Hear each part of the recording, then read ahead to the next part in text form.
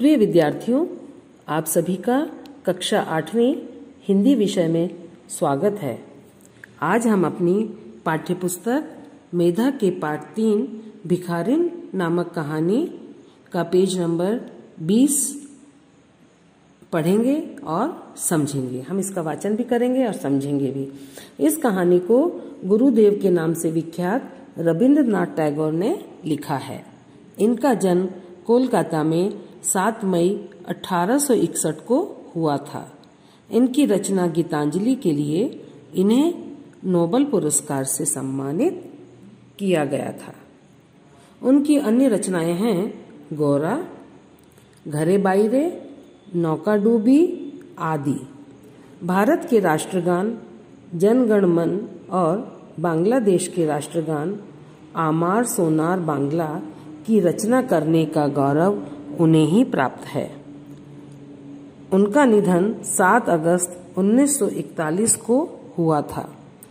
रविंद्रनाथ जी ने कहानी भिखारिन में बताया है कि स्वार्थ कभी कभी किसी को अंधा कर देता है, किंतु माँ की ममता किसी स्वार्थ के वशीभूत नहीं होती है ना। माँ की जो ममता है वो कभी भी कम नहीं होती है और अपने बच्चे के लिए सदा बनी रहती है।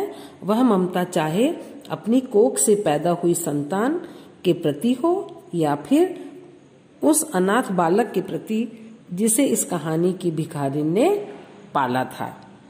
तो आइए इसी भावना से संबंधित हम इस कहानी को पढ़ें। Page number 20। अंधी बुढ़िया प्रतिदिन मंदिर के दरवाजे पर जाकर खड़ी होती। दर्शन करने वाले बाहर निकलते तो अपना हाथ फैला देती और विनती किया करती, बाबूजी अंधी पर दया हो जाए, है ना। वो बुढ़िया क्या करती थी, मंदिर के दरवाजे पर खड़ी हो जाती थी और दर्शन करने वाले जो अंदर जाते और बाहर आते उनसे विनती करती थी, प्रार्थना करती थी कि बाबूजी इस अंधी पर आप दया करें और कुछ दे दें। वह जानती थी कि मंदिर में आने वाले सहृदय और दयालु हुआ करते हैं। उसका यह अनुमान असत्य न था। वह समझती थी इस बात को कि मंदिर में आने वाले लोग दयावान होते हैं, दयालु होते हैं, अच्छे दिल के होते हैं, और ये बात बिल्कुल सही भी थी। आने वाले 2-4 पैसे उसके हाथ पर रख ही देते थे। बुढ़िया उनको अनेक दुआएं देती और उनकी सहृदयता को सराहती। स्त्रियां भी उसके पल्लू में थोड़ा सा अनाज डाल जाया करती। सुबह से शाम तक वह इसी प्रकार हाथ फैलाए खड़ी रहती। इसके पश्चात मन ही मन भगवान को प्रणाम करती और अपनी लाठी के सहारे अपनी झोंपड़ी की राह पकड़ती, है ना। वो दिन भर लोगों से लेती, कुछ औरतें पल्लू में से थोड़ा सा अनाज डाल देती थी और सुबह से शाम तक वो जो है भिखारिन जो थी बुढ़िया, वो ऐसे ही खड़ी रहती थी और मन ही मन भगवान को शाम को प्रणाम करती थी और अपनी जो लकड़ी थी, उसकी लाठी थी, उसके सहारे से अपनी झोंपड़ी की तरफ चली जाती थी। झोंपड़ी के समीप पहुंचते ही 10 वर्ष का एक लड़का उछलता कूदता आता और उससे चिपट जाता। वह टटोलकर उसके मस्तक को चूमती। बच्चा कौन है, किसका है, कहाँ से आया है, इस बात से कोई परिचित न था। किसी को पता नहीं था वो बच्चा कौन है। 5 वर्ष हुए, पास पड़ोस वालों ने उसे अकेला देखा था। उस बच्चे को सभी लोग अकेला ही देखते थे। उन्हीं दिनों एक दिन संध्या के समय लोगों ने उसकी गोद में एक बच्चा देखा। वह रो रहा था। अंधी उसका माथा चूम चूम कर उसे चुप कराने का प्रयत्न कर रही थी यानी कोशिश कर रही थी। यह कोई असाधारण घटना न थी, अतः किसी ने भी नहीं पूछा कि बच्चा किसका है, क्योंकि उस बच्चे को तो रोज सब लोग देखते ही थे ना वहां पर। और उस शाम को वह बच्चा उस बुढ़िया की गोदी में था।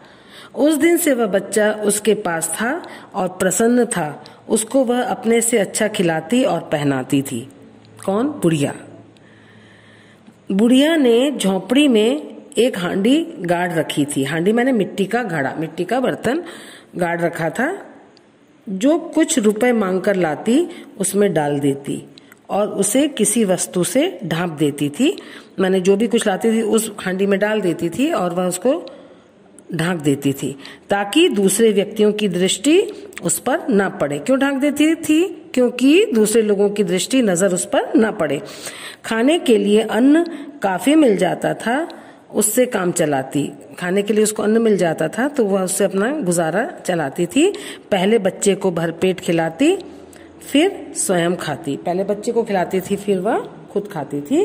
रात को बच्चे को अपने वक्ष से लगाकर वहीं पड़ी रहती थी। उस बच्चे को अपनी छाती से लगाती, अपने सीने से लगा करके सोई रहती थी।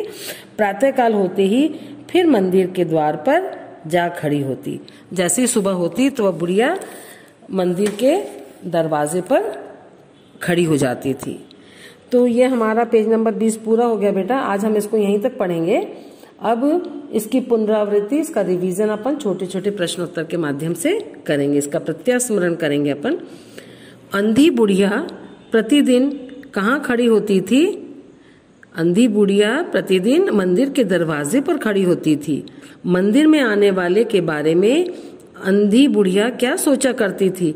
यह सोचती थी मंदिर में आने वाले सहृदय और दयालु होते हैं, उनका दिल बहुत अच्छा होता है।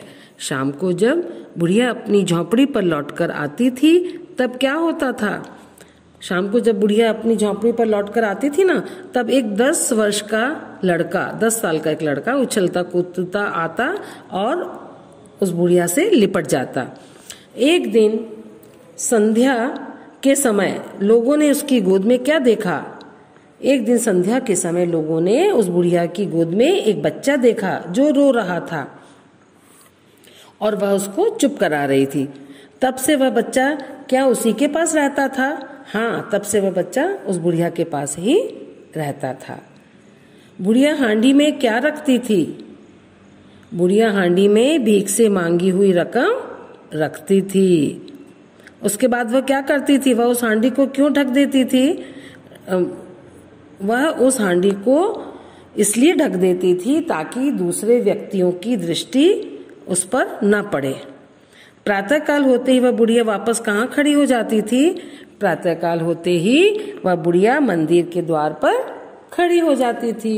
तो यह बेटा हमने हमारी कहानी भिखारिन को के पेज नंबर 20 को बहुत अच्छे से पढ़ लिया है, समझ लिया है और इसकी हमने पुनरावृत्ति भी कर ली है।